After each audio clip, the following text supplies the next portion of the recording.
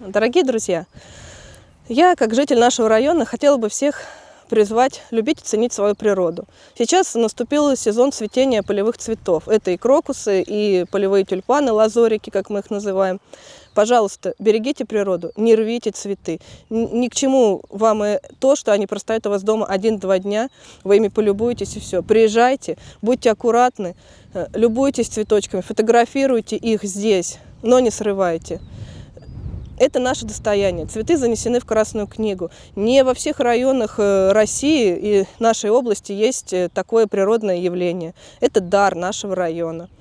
Берегите, цените и будьте аккуратны. И, кстати, еще не все тюльпанчики расцвели, поэтому, когда приедете, ходите аккуратно, чтобы не наступать на те тюльпанчики, которые еще спят немножечко.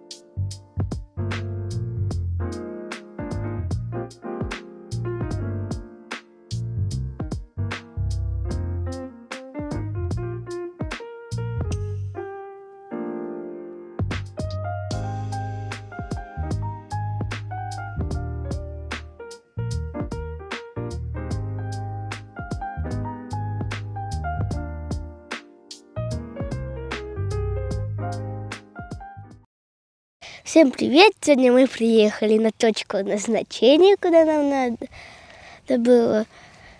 Тут много очень тюльпанчиков, которые занесли в Красную книгу.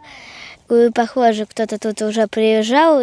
Просто мы находили тут много тюльпанчиков, которые были сорванные. Ну и вот так вот. Мы просто хотели всем напомнить, что эти тюльпанчики растут очень долго.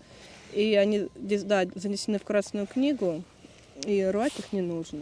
Приезжайте, любуйтесь красотой родного края, цените, радуйтесь, просто фотографируйте и не рвите. Вот мы нашли несколько уже обломленных, сорванных тюльпанов. Мы их заберем с собой домой и сделаем гербарий дома. А с собой возьмем букет из вот таких сухоцветов. Это тюльпанчики, которые цвели в прошлом году. Теперь они уже сухие. Но они все равно очень красивые. Сдохли. Любите, цените природу, не рвите, не делайте букеты, которые дома простоят у вас 1-2 дня и все.